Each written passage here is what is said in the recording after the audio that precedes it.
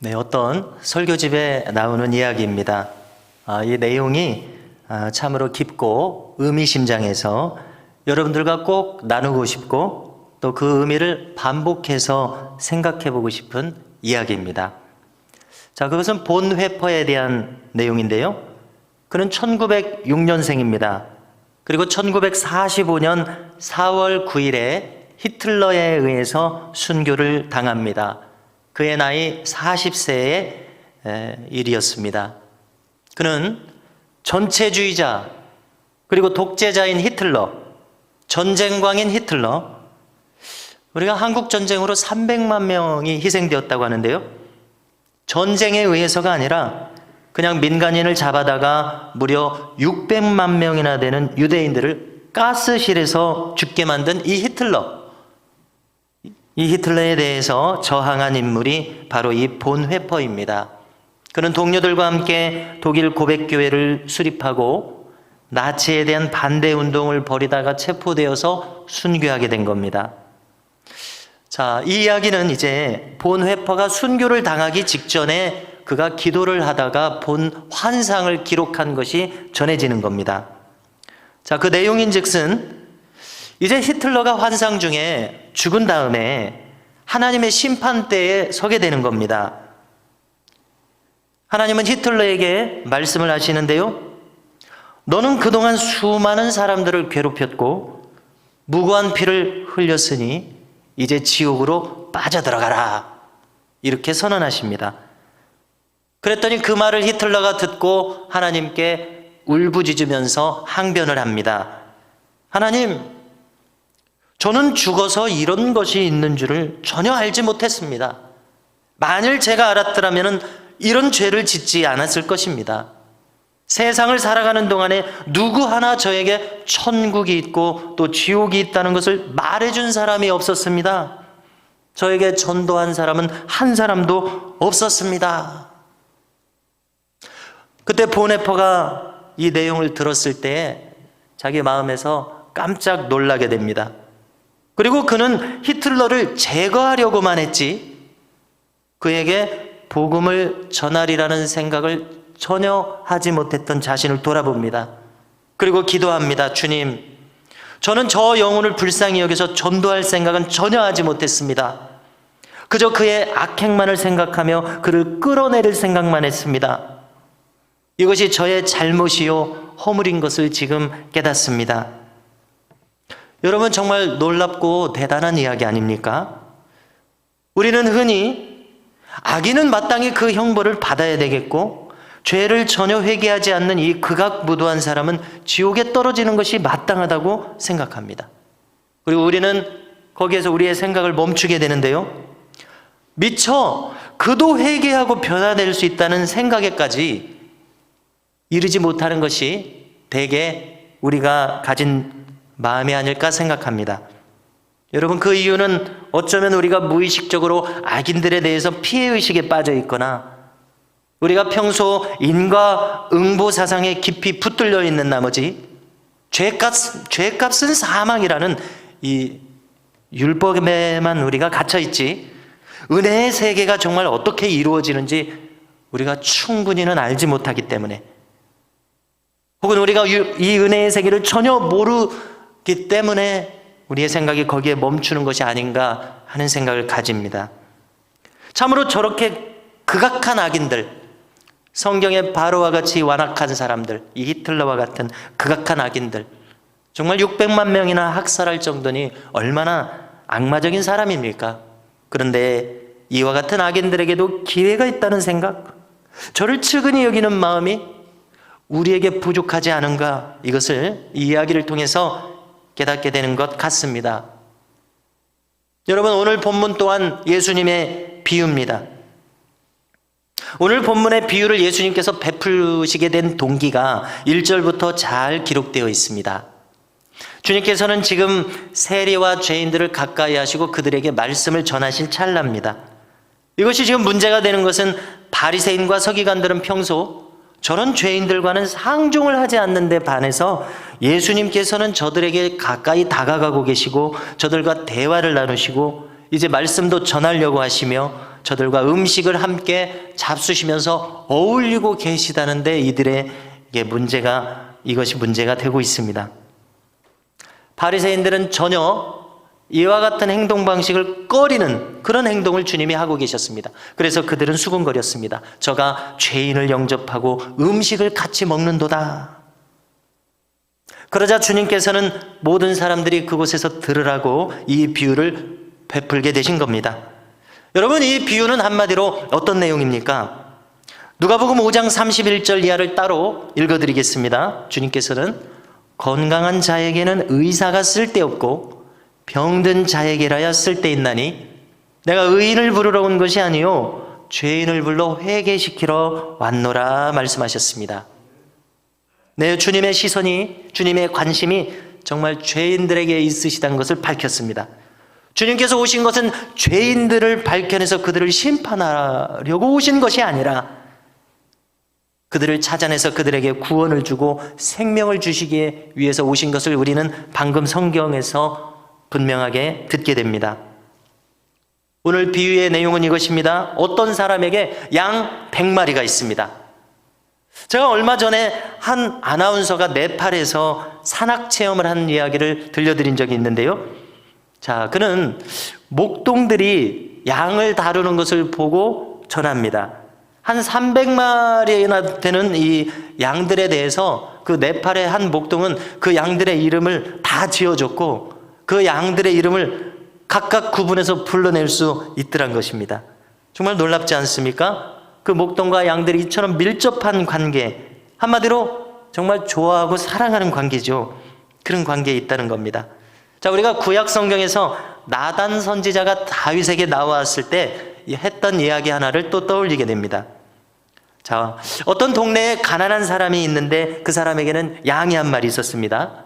자, 그런데 그때 지주쯤 되는 부자가 자기한테 찾아온 손님을 대접한다고 그 가난한 사람에게 가서 그 양을 뺏어다가 그 양을 잡아가지고 자기 손님한테 대접을 해버린 겁니다. 그런데 그 양은 그 가난한 사람에게 있어서는 마치 딸과 같은 양이었다는 겁니다. 자, 성경에서 우리가 찾아볼 수 있는 요즘 말로 우리가 반려동물이라고 하는데 그처럼 사랑한 동물을 함께 살았던 사람의 이야기를 들려준 적이 있습니다. 자, 오늘 비유의 주인공을 보십시오. 그는 양 100마리를 하나같이 사랑했습니다. 그런데 그 중에 한 마리를 지금 잊어버렸는데요. 이 양의 주인은 이 잊어버린 한 마리의 양에 대해서 그 양을 그냥 내버려 두지 않았다는 것에 오늘 이야기의 핵심이 있습니다. 자, 이렇게 생각할 수 있습니다. 에이, 할 수 없지. 갈 길이 바쁜데. 여기 지금 양 99마리가 있는데 여러분, 이 양 99마리는 100마리나 거의 마찬가지잖아요. 숫자가. 여기 100마리나 마찬가지인 99마리가 있으니까 그냥 가자. 얘네들이나 잘 간수하자. 이렇게 말하면서 그 양을 버리지 않았다는 겁니다. 여러분, 왜 그렇습니까? 그 한 마리가 이 목자에게 대단히 소중했기 때문에 그렇습니다. 제가 부교육자 생활을 하면서 매번 이제 예배가 끝나고 행사가 마치면 본당을 정리하게 되죠. 그러면은 여러 가지 분실물들이 간혹 나옵니다. 겨울에 잘 나오는 것은 목도리, 장갑, 또 어떤 때는 모자를 두고 가시고 스카프도 내버려 두고 가시고 또 안경이나 돋보기 이런 물건들 그냥 빠뜨리고 가십니다. 자, 그런데 대부분의 경우에 이런 물건들을 안 찾아가십니다. 멀쩡하게 생겼는데. 그래서 제가 한쪽에 뒀다가 혹시 찾으러 오시나 여러 달 지나서 결국은 또 제가 쓸 건 아니니까 버리게 됩니다. 자, 근데 핸드폰의 경우에는 반드시 찾으러 오십니다. 아침이고 저녁이고 새벽이고 급하게 찾으러 오시니까 호응해 드려야 되죠. 여러분, 장갑, 목도리 절대 찾아가지 않으시는데요. 자, 이걸 한번 생각해 보겠습니다. 왜 그렇습니까? 많은 설명을 할 수 있겠지만은 현대인의 특징입니다. 그까지가 또 사면 되니까요. 물자가 넘쳐나니까. 그것이 아무리 작은 것이라고 할지라도 그것에 대한 대단히 소중하게 여기는 마음이 예전보다는 훨씬 없어졌습니다. 현대인이라서 그렇습니다. 물건에 대한 소중함과 애착이 없습니다. 그것이 자기 물건인데 그 자기 물건을 사랑하지 않는 것입니다. 과거에는 어떻습니까? 어떤 물건이 있으면 그것이 작은 것이라고 할지라도 그 물건과 자기가 추억이 있는 거예요. 그래서 그 물건을 못 버리는 거예요. 제가 오늘은 제가 20살 때 샀던 성경책을 가져왔습니다. 근데 이제 몇 년 지나고 한 96년쯤 되니까 개역 개정판 성경이 나왔잖아요. 근데 저는 이 20살 때 산 성경을 그 전에 빨간 책 성경 다음에 이제 신학생이 됐으니까 마음먹고 관주 성경을 샀거든요. 그러니까 여기에 애착을 많이 두고 이렇게 밑줄도 치고 뭐라고도 적고 맨 앞에 보니까 제가 뭐라고 막 적었어요. 막 이렇게 막 적어가지고 한 군데를 또 읽어드리고 싶습니다. 잘난 체를 좀 하려고요. 뭐라고 적었냐면요. 주님, 사랑하는 마음이 아니고서는 강단에 서지 말게 하옵소서. 이렇게 고상하고 아름다운 말도 이렇게 적고요. 근데 여러분, 개역개정판 성경을 써야 되니까 제가 이렇게 애착을 가지고 막 밑줄도 긋고 했던 이 성경을 이제 한쪽에 치워놔야 되잖아요. 그래서 제가 아직까지 개역개정 성경에 마음을 못 붙이고 있어요. 이 성경에 마음을 좀 져가지고요. 자, 오래된 성경이지만은 내가 사랑하는 물건에 이렇게 애착이 있는 겁니다. 추억이 있기 때문에 그렇습니다. 자, 그런데 현대인의 특징은 이 물건을 함부로 대한다는 것입니다. 근데 문제는 물건에 대해서만 함부로 대하는 것이 아니라 이것이 발전을 해서 사람들에 대해서도 그렇게 한다는 것이 지금 문제입니다. 제가 지난번 사순절 묵상을 하면서 저에게 한 가지 남은 경구가 있습니다. 자, 그것은 호남의 초기 신자들에 대해서 소개를 드렸었는데요. 그 중에 이현필 선생이라고 하는 분이 남긴 말입니다. 그는 이런 말을 했습니다. 돌이나 초목이나 어떤 물건이라도 천이 여기면 자기도 천해진다. 이런 말을 했습니다. 여러분, 우리는 어떤 대상에 대해서 의미 부여를 안 할 뿐만이 아니라 현대인인 우리들은 그것을 철저히 대상화하고 그것을 천하게 여깁니다. 그 결과 천대합니다. 그러니까 이현필 선생 말을 들으면은 그래서 나도 천한 인간으로 전락한다 이런 말입니다. 여러분, 여기 오늘 주님 앞에서 비판하는 바리새인들을 한번 보십시오. 그들의 시각은 참으로 냉랭하지 않습니까? 한번 죄인으로 찍힌 사람들, 여기 세리들, 그들은 매국노죠. 탐욕스러운 자들입니다. 아버지가 세리면 자식도 세리인 사람들, 더러운 죄인들이라고 못 바꿔서 이 바리새인들은 그들의 시각은 그대로 끝입니다. 자, 그래서 우리는 바리새인들을 율법주의자라고 합니다. 그런데 우리가 성경을 보면은 그 율법주의자들 바리새인들 중에서 니고데모나 아리마대 사람 요셉과 같은 경우는 주님의 제자가 됩니다. 바리새인들 대다수는 주님과 전혀 마지막까지 소통이 되지 않습니다. 주님으로부터 감화를 받지 못합니다. 그들은 율법주의자들로 끝납니다. 자, 그런데 무엇이 문제입니까? 그들이 여전히 하나님을 찾고 신앙생활을 했다는 것입니다. 이것이 문제입니다. 여러분, 우리는 지금까지 신앙생활을 해왔는데요. 그러나 오늘 말씀을 대하면서 우리 스스로를 돌아볼 것은 우리도 율법주의자에 머물러 있지 않은지를 살펴봐야 한다는 것입니다. 우리가 은혜와 긍휼의 사람인가 하는 이것을 살펴봐야 되겠다는 것입니다. 이 내용을 나누면서 우리는 영혼의 중대한 기로에 서게 된다고 생각합니다.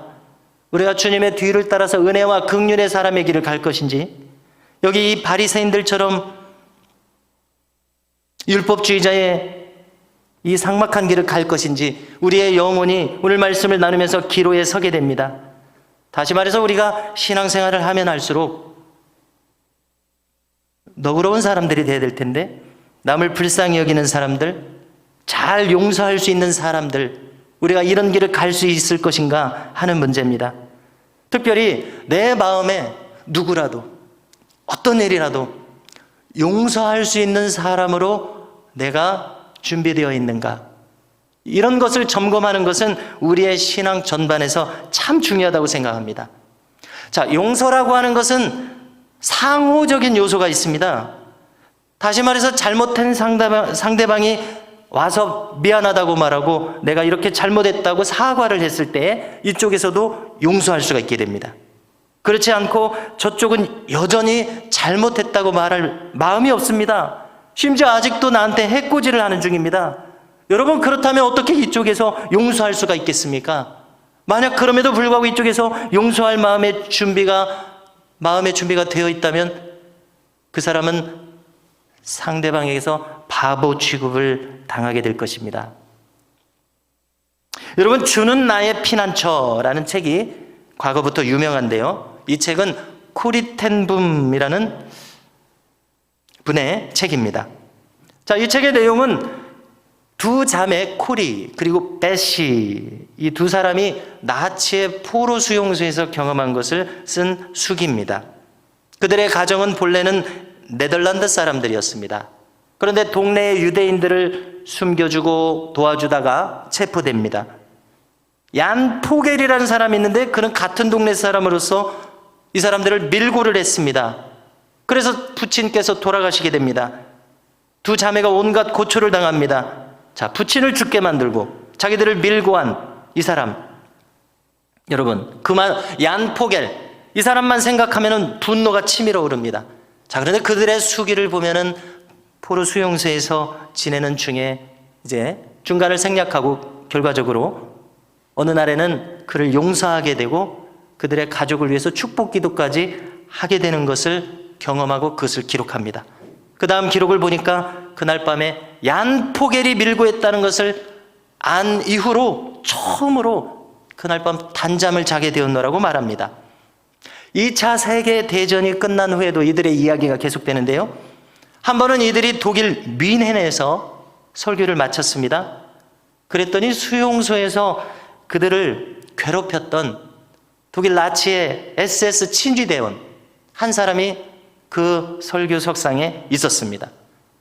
설교가 마치고 그를 만났습니다. 그런데 그 사람이 아는 체를 하면서 악수를 청해 옵니다. 그를 도저히 용서할 수 없겠다는 마음이 일어납니다. 그는 설교를 들으면서 자신의 죄가 씻겼다는 이 메시지를 전해줘서 정말 고맙다고 지금 악수를 청하고 있습니다. 수용소에서 당한 일을 지금 생각할 때 피가 거꾸로 솟아오릅니다.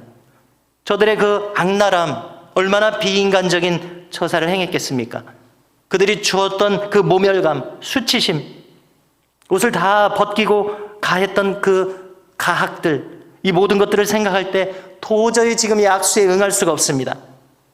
속으로 주님, 이 사람을 용서할 마음을 주시옵소서. 조금 전에 설교했지 않습니까? 근데 너무 마음이 힘듭니다.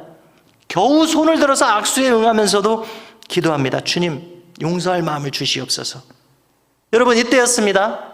믿을 수 없는 일이 일어납니다. 그와 악수를 이제 맺는 순간 자신의 어깨로부터 그 사람을 향해서 자기도 모르게 주체할 수 없는 사랑의 마음, 그를 이렇게 덮는 마음이 흘러가는 것을 느꼈다고 기록합니다. 기적이죠. 그래서 코리는 깨달았습니다. 용서라는 것은 내 마음의 선량함으로 할 수 있는 것이 아니구나. 용서라고 하는 것은 오직 주님의 용서만이 참된 용서구나. 이걸 깨달았다는 겁니다. 여러분, 놀랍지 않습니까? 쉽게 믿어지지 않는 참 놀라운 이야기입니다. 나라면 어떻게 했을 것인가 생각해 볼 때 더더욱 놀랍습니다. 자, 조금 전에 용서라고 하는 것은 상호적인 것이고 아직 악인인 그 사람을 향해서 용서의 마음을 먼저 가진다면 바보가 아닌가, 이런 말을 거론했습니다. 바보죠. 바보입니다. 자, 그러나 오늘 우리 이 비유 속의 목자를 보십시오. 이 목자와 같은 바보가 되지 못하기 때문에 우리가 불행해진다는 결론을 얻게 됩니다. 여러분, 우리가 다 경험하지 않았습니까? 내가 타인을 증오하는 동안에는요, 그 사람이 분명히 잘못했음에도 불구하고 나도 마음이 불행합니다.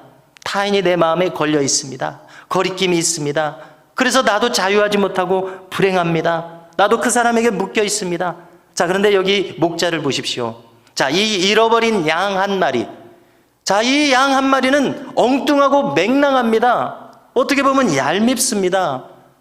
얌전하게 무리를 따라올 것이지, 무리를 따라오다가 한눈을 팔았는지, 다른 거 뭐 마실 거 먹을 거 욕심 부리다가 무리를 놓쳤는지, 아무튼 이 양을 탓하고자 하면은 양이 분명히 뭔가를 잘못했으니까 낙오를 했겠지요.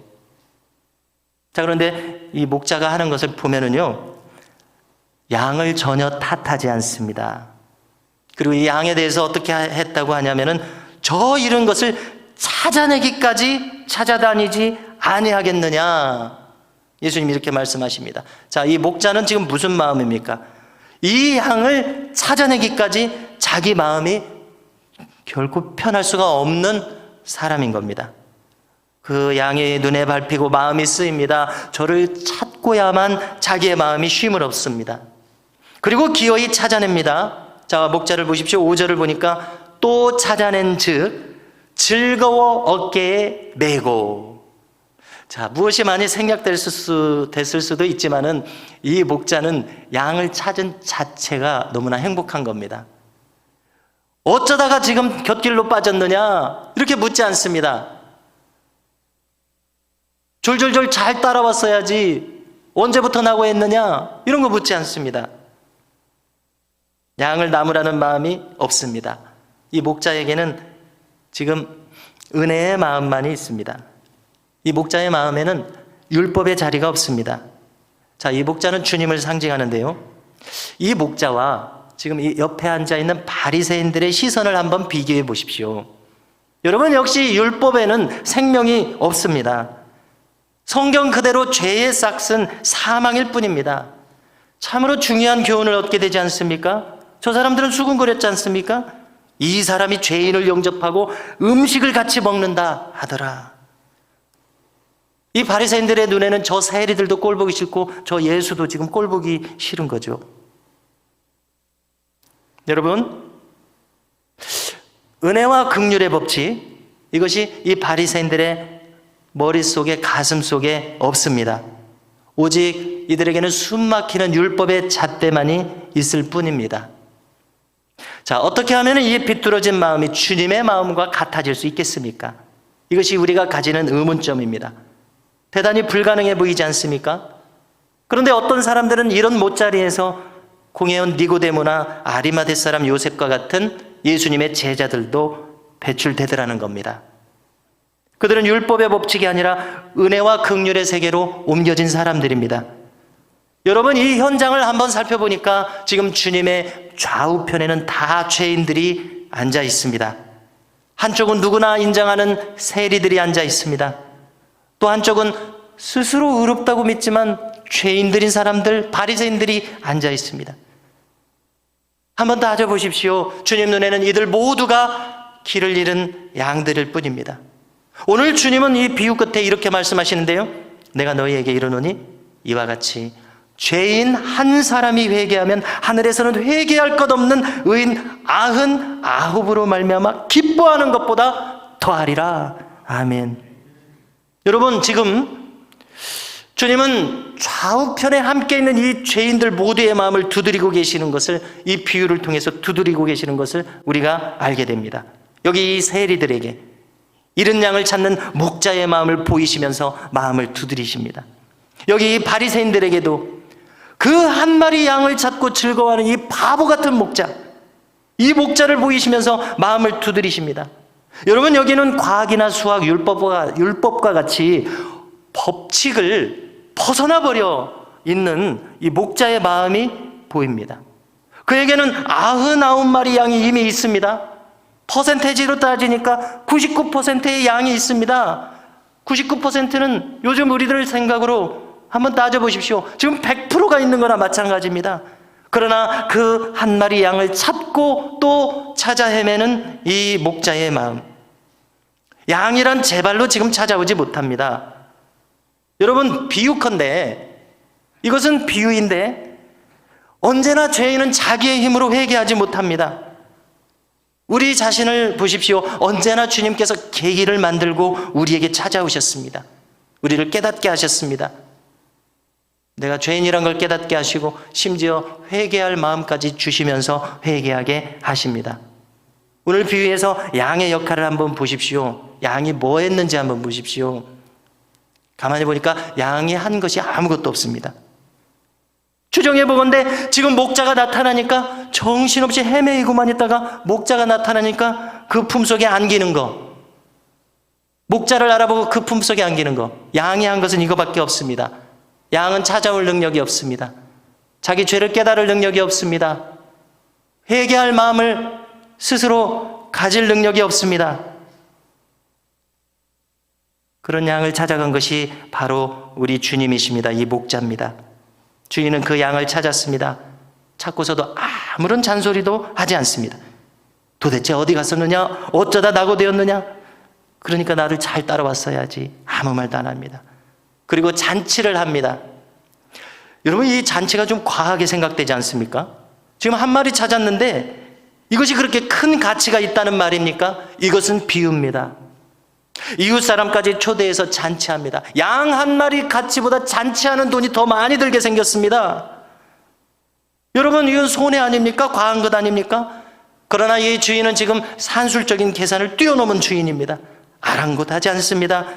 자신이 지금 찾아놓고, 양이 찾아온 것이 아니라 자기가 찾아놓고, 여러분, 이런 양이 나타났다고, 그를 찾았다고 너무나 좋아하고 있습니다.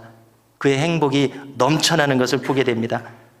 자, 오늘 이 현장에서 가장 행복한 사람은 이 목자입니다. 그래서 말씀하셨습니다. 이와 같이 죄인 한 사람이 회개하면 하늘에서는 회개할 것 없는 의인 99으로 말미암아 기뻐하는 것보다 더하리라. 여러분, 모쪼록 우리의 시선과 마음, 눈에 보이는 산술적인 율법적인 이 법칙, 이것을 깨치고 나와서 은혜와 긍휼의 세계로 옮겨지기를 간절히 소망합니다. 이 다함이 없는 행복 가운데 들어가 있는 이 목자의 마음과 같이 이 행복의 세계로, 긍휼과 자비의 세계로 우리도 옮겨질 수 있기를 주님의 이름으로 축복합니다.